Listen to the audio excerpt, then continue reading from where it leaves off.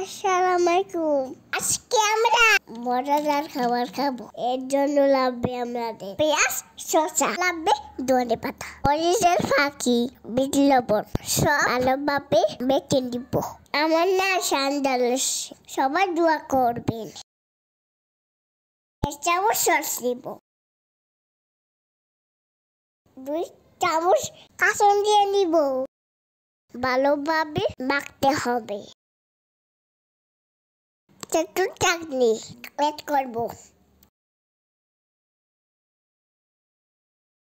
সিদ্ধ ডিমের খোসা ছাড়িয়ে নিব। ডিম মাটিতে নিয়ে নিব। সিদ্ধ ডিমের মাঝখানে কেটে নিব। পুরাটা কাটবেন না, আমার মতোই কাটবেন।